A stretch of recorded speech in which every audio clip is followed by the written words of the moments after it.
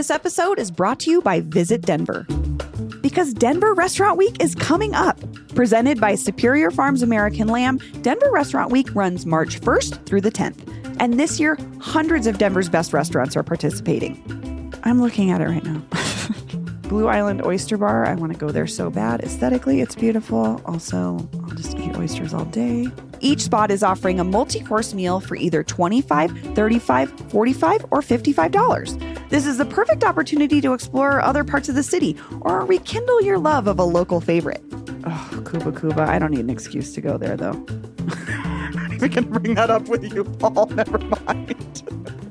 Explore the menus from hundreds of participating restaurants at denverrestaurantweek.com. That's denverrestaurantweek.com. Today on CityCast Denver, the city is still reeling from Mayor Johnston's Friday decision to slash the city budget to cover the cost of supporting the migrants, or should I say new immigrants. Producer Paul Caroli and I are talking about the escalating tensions around these newcomers and how we talk about them. Plus, Denver Zoo's big new expansion and your questions and comments. Today is Tuesday, February 13th. I'm Bree Davies, and here's what Denver's talking about.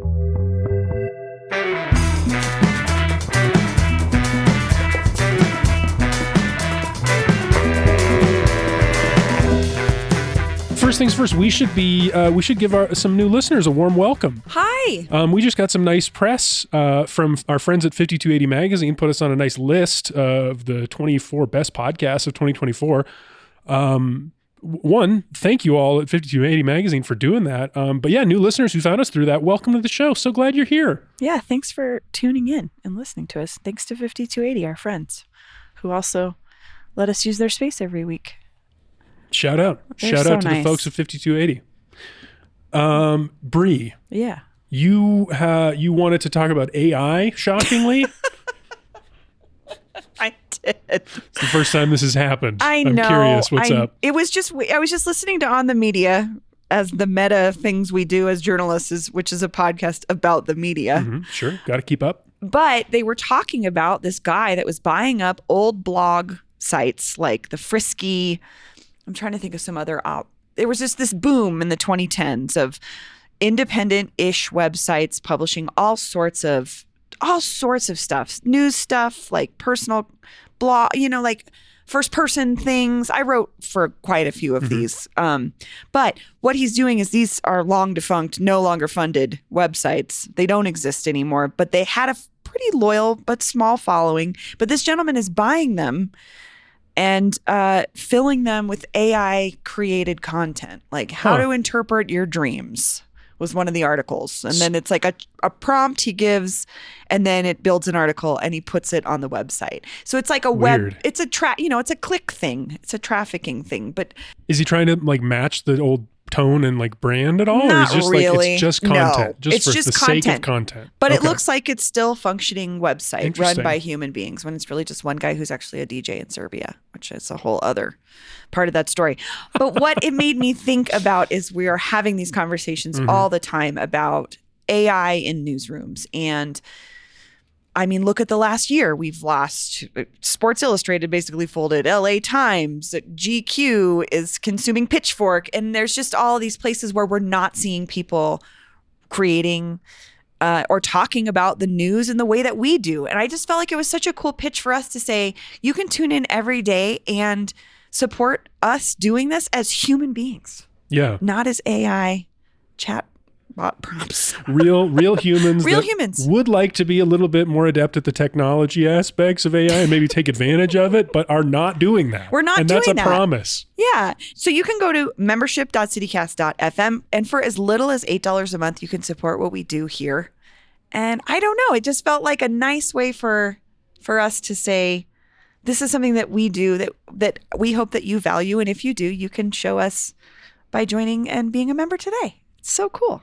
Absolutely. So membership.citycast.fm is the place to go. And we're going to have that link in our show notes. But Bree, Yeah. it's time to talk about the news. Yes. First is the zoo. Big news from the Denver Zoo. Yeah. They just announced a major acquisition. Now, in addition to their 84-acre location in City Park, they're going to be opening a 570-acre, a huge conservation center. Eventually, it's going to be a conservation center focused on conservation, breeding, and wild reintroduction of species that are threatened or endangered. They have a whole multi-phase plan here, Bree. What do you make of this? It sounds cool to me. It sounds like, we did a story a couple years ago where we went and visited the Denver Zoo to see what they were all about. I mean, beyond just what we see as consumers or members of the zoo. And this feels right in line with their mission: conservation, helping protected species. And this just sounds like a lot of open space for animals to do just that. A lot. The wild animal sanctuary in Keensburg? Yes. That was my first thought when I saw this news. I was like, are they stepping on their turf a little bit? Is this like, so is there some competition here? Wouldn't we I just think it's more the merrier. You think? Yeah, we need, how do we Well, they not have very need different that? philosophies on animal enclosures, The sanctuary, I think they would say that they're a little bit more, they would probably say they're more liberal, and giving animals more space. And whereas the zoo, I think, is more focused on breeding too. That is a part of it that I don't feel qualified to talk about, but it is interesting because I know it is a component of what they do at the zoo. Yeah. I think the difference though is the zoo's 84-acre location in City Park is in the middle of the city. It's an outgrowth of sort of the Victorian era of parks. Yeah. With zoos in the middles of cities. And I like that the Denver Zoo is getting another space outside of that to continue taking care of animals where they actually have more space. Although, how do you feel about this line from 9 News? The Lemke family, which it seems like they donated the money or maybe the space in Weld County. Yeah. The Lemke family preserve will not be open to the public. I thought that was kind of a bummer, but then it's like, I guess if you want to see that, that's all the more reason to go to the sanctuary. If you want to see animals in that environment versus what they do at the zoo, it still kind of shows that there's a different experience between the Denver Zoo and the Wild Animal Sanctuary. Yeah. I would say for now, it's not open to the public. Yeah, I wonder if that changes as this thing develops and grows and they figure out what they want to use this for. It's so new. It kind of reminds me of the Botanic Gardens having sort of a satellite at Chatfield. Is like, right. Their main focus is the main one where people can go to is the one in the city, but eventually maybe the zoo will do something with programming wise out there. Yeah. I don't see why they wouldn't. Yeah. There's the flagship M&M's store in Times Square, but then there's the M&M's factory, which also would be fun to visit, but is not necessarily for the public. It's not built for visiting. Yeah. It's not been designed. Yeah. That's exactly the metaphor I was thinking of, Paul. You read my mind. Hey, it's Paul Caroli, executive producer with CityCast Denver. And I know it's not always easy finding your way here in Denver.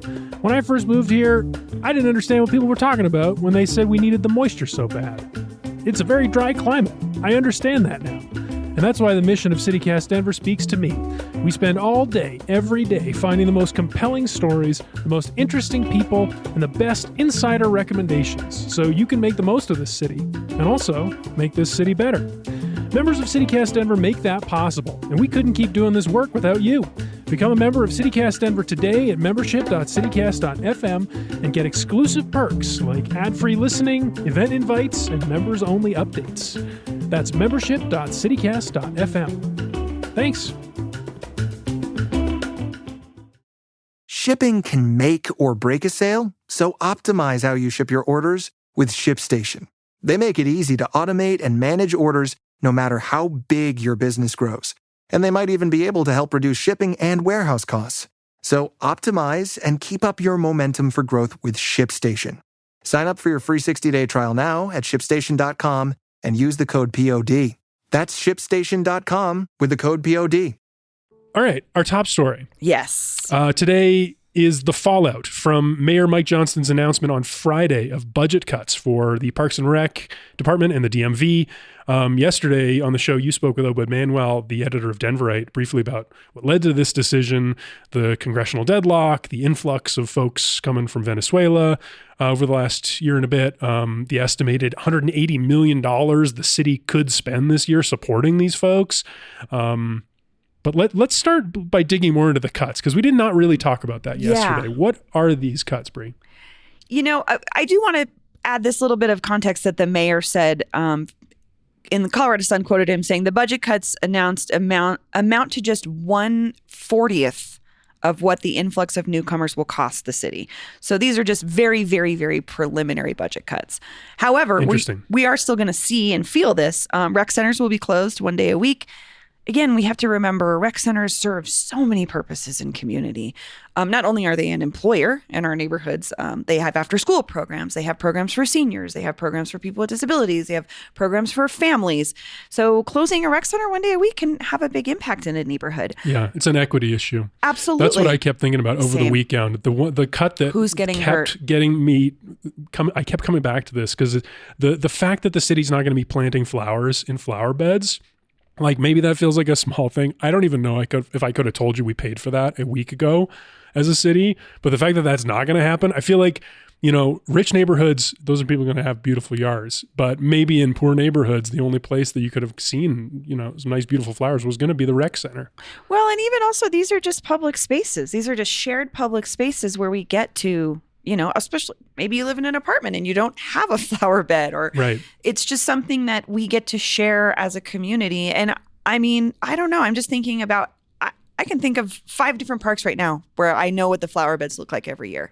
It's a big deal. Which one's got the best? I mean, obviously Wash Park. You think? I think so. It's got the most. It's got that beautiful, it's almost like it's nice maze you could walk through. I mean, Alamo Placida Park is Alamo my favorite. Placida. Yeah, that park is built around the flowers. It's practically a showcase for flowers exclusively. We took our wedding photos there for that very reason. But I'm thinking like, oh man, if I was getting married this summer, that's not going to be an option. Damn. Which seems like a small thing, but it is just like part of the benefit of a beautiful city, right? And but also beyond that, what else? No full-time employees will lose their jobs, but hourly and seasonal work may be impacted at the rec centers, which again, rec centers are an employer. No more in-person vehicle registration at DMVs, and satellite offices will alternate closing 1 week at a time. I mean, again, not big in this moment, but in the scheme of things, that's kind of not a good sign, right?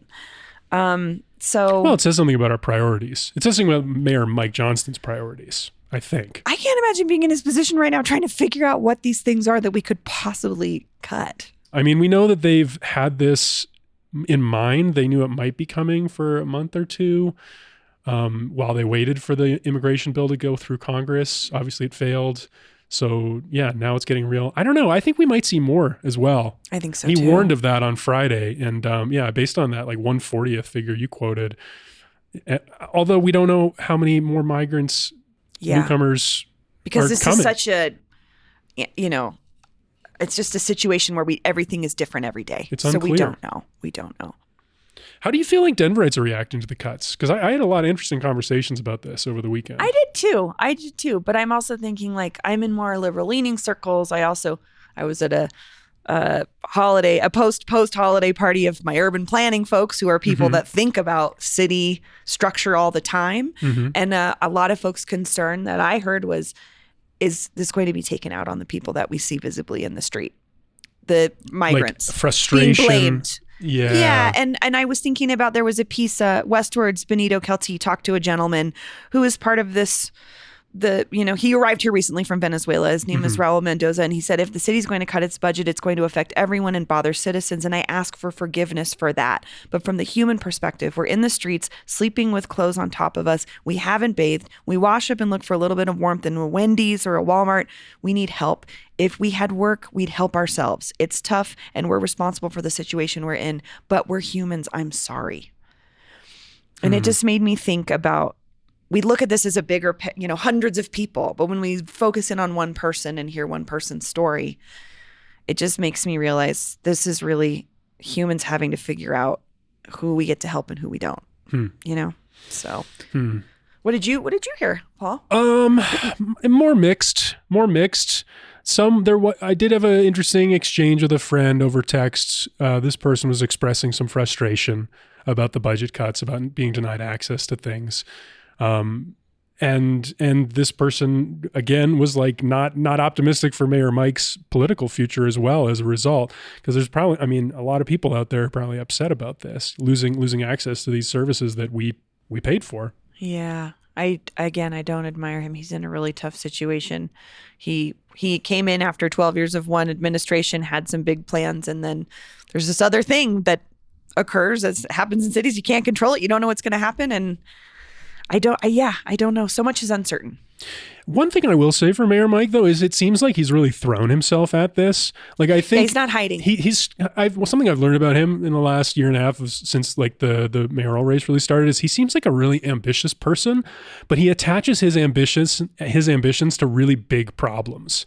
Like, his whole thing in the campaign was focusing on our unhoused problem, and he came up with this really detailed, thoughtful plan. He seemed like he really did the research. I think that's what attracted a lot of voters to him.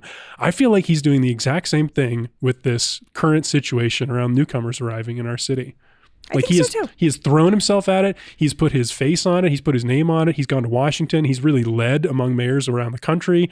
I saw he's doing this live stream with the Washington Post on Wednesday. He's like he's making a play for like national attention around this.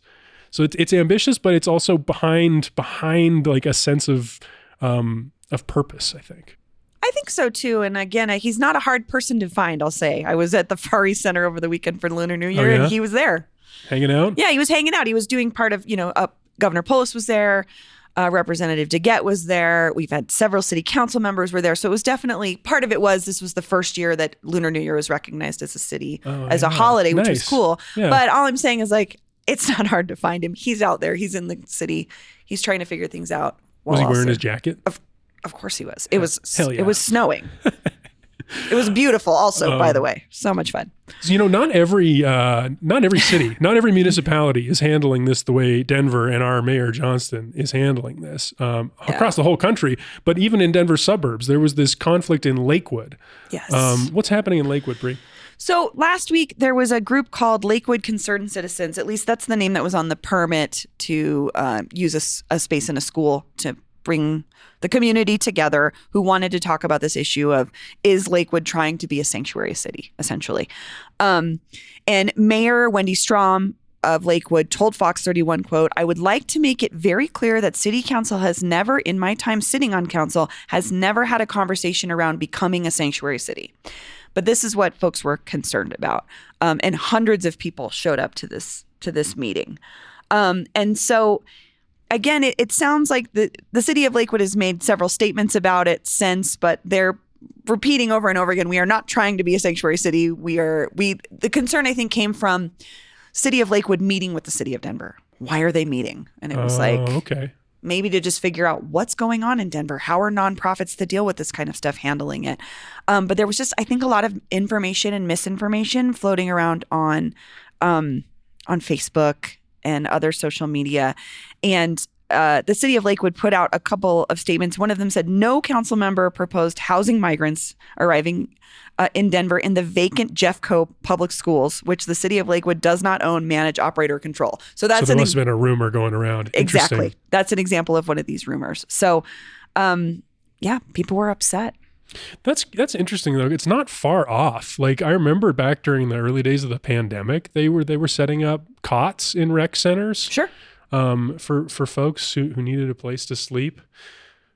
Interesting. So do you feel like this sanctuary city conversation is like a way of talking about how to dedicate taxpayer money, like Mayor Johnston is doing, like rearranging priorities and figuring out where to put the money? Is that what they're actually arguing about? Yeah, I mean, because I assume that folks in Lakewood are seeing, again, what we just went through, budget cuts, right? So if their conversations in their city government is saying sanctuary city is something that they had wanted to be or do, then I could see where people would have those concerns.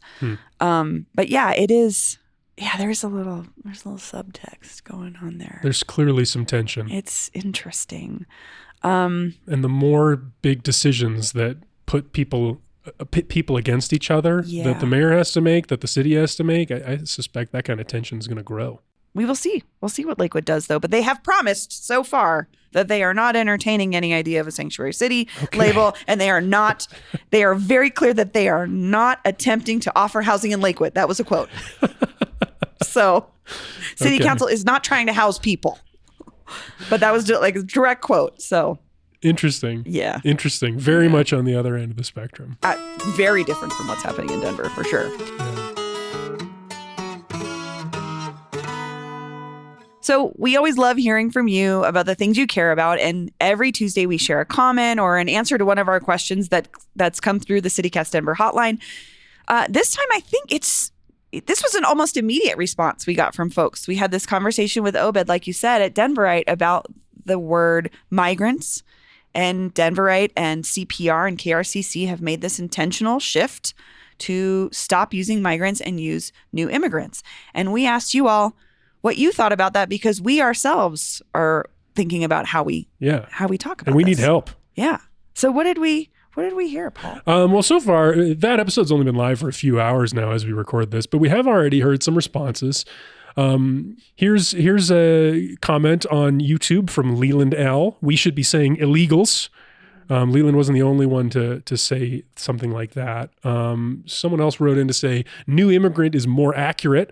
Thank you for this episode to clear up things and be transparent about the wrestle your newsroom is having. Doing our best. Thanks for writing in.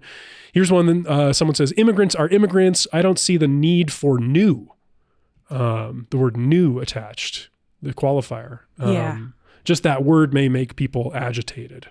I thought that was an interesting comment, though, is like, what makes people agitated, as to where some folks that are just throwing out the word illegals, like, this is what you should do. Like, that immediately agitated me. Yeah. So words agitate us in different ways. Yeah, this whole conversation has got me interested about like where that term illegal came from in the first place. When did that start happening? When did we start referring to people coming across the border as illegal? I remember, I feel like it's so 90s to me. It feels like illegal alien. I remember hearing a lot as a kid. For sure. Which I can't even say or read now without being like we said that. But yeah, clearly, I mean, hearing a lot of people talk about like the impact those terms have on them like, growing as up, humans. Hearing that about yourself. Yeah. Obviously, that's not the term we'll be using going forward. But the new immigrant versus migrant thing, that's interesting. I think that was an interesting case Obed made. Where are you at with it, Bree? I am always inclined to listen to the communities directly impacted on what they prefer. And I think Obed made a great case for that as a person who has experienced this directly, something I could never experience myself. And so I'm more inclined to go with new immigrant, but I also know that language is so fluid and changes all the time. And I just think about how much language has changed in my lifetime, things that we use. Like I was just saying, illegal alien versus new a newcomer. So I'm inclined to go with what Obed said, because it feels that's most of the community. That's like the most community rooted way. But I also am open to the conversation continuing, because I don't think that it's ever going to stop. It's very fluid. But Paul, I want to hear what you think, because I think you had a very different reaction to what Obed and I talked about. Well, I see a few different aspects of this. I'm with you in that I don't think migrant feels quite right. Like hearing from him, hearing what that word has meant to him, I get it. There's a little bit of an inflection to that word that doesn't feel entirely right. It feels like there's some kind of hostility, or like, maybe people are using that word and they're hoping the person's going to move on. That aspect of the definition where it's like whether or not they're settled or not, a person who is a migrant or part of this group, that resonated with me. So I don't love the term migrant anymore personally. New immigrant, I'm not sure about. New immigrant, I just feel like kind of opens up a whole nother can of worms. Like, who's a new immigrant? I didn't find his answer satisfying on what makes a new immigrant, and then by implication, an old immigrant. Yeah, what is the other kind, or is there a different, not level of, or time you've been here, or what your intentions are? I don't know. These are all things I would think. I've never been asked that question as like, how long you plan on staying here? Yeah. No one's ever asked me that. So same. You know what I mean? And so I can't imagine putting that feeling into a word on somebody. Yeah. Like when I was a kid, my family moved to Canada for a few years. We immigrated to Canada with the intention of staying there. A few years later, moved back to the United States. Same thing, immigrated to the United States. Am I a new immigrant? What kind of immigrant am I? Sure. I've been here for like 25 years now. I have my citizenship. I'm a dual Canadian citizen. What is that? Yeah. So where do you fall? I don't know. I don't particularly. Yeah. So new immigrant, I just doesn't feel quite right to There's me. just It feels, not some clarity missing there, or maybe. yeah. I understand what they mean by it. It's very specific about this particular group, I think. But yeah, I don't know. I don't love new immigrant. I like newcomer. Newcomer. The word the mayor's been using and some of the more progressive folks on council. Newcomer feels broader to me. It feels less judgmental. And it already has a precedent. It exists. Like Helen Thorpe, that great local writer, reporter, wrote a book called The Newcomers about the English right. as a second language program at South High School. But it also just makes you think too about all the different kinds of people that are new to the city, which is an ongoing conversation we have here, right? The transplant conversation. Well, that's another good word. We didn't even discuss. No, we didn't. We didn't. But like it brings to mind something for everybody's maybe picture of what a transplant is different. But how is this different? What do these terms mean? Something else too, I think, as we continue to have this conversation as a show and as a newsletter, how we address it is a little different than a newsroom where they're looking at headlines every day. Yeah, our practicalities are different. Yeah. So I feel like we have a little bit more fluidity with what we choose to do. Because we're also talking about it versus writing about it. Yeah, I don't want to like tell any guests on our show that they need to use a different word. I feel like people can use the words they want, and if they're being unclear, we'll follow up with them and ask them to clarify. We do need a word that we use in like the tops of the show's descriptions. Yeah. But I think we need more feedback from folks. I don't think this conversation's over. Oh yeah, no, hardly. I would love to hear what our listeners think, because they're the ones listening to us talk about it all the time. Yeah. So. Well, you can call our always open. I think I called it. I don't remember what I called it. It's the CityCast Denver Style Guide Hotline. The Humanitarian Style Guide. Humanitarian Style Guide Hotline, 720-500-5418. You can leave us a voicemail, which we love, but you can also text us if you are not inclined to talk to us directly. We just want to hear from you. Again, that number is 720-500-5418. Well, Paul, thanks for joining me. See you next time. See ya. That's all for today here on CityCast Denver. If you enjoyed this show, why not take a minute to tell your friend who lives in Lakewood about us? Rate the show wherever you get your podcasts and subscribe to our morning newsletter and learn more about us at denver.citycast.fm. We'll be back tomorrow morning with more news from around the city. Bye-bye.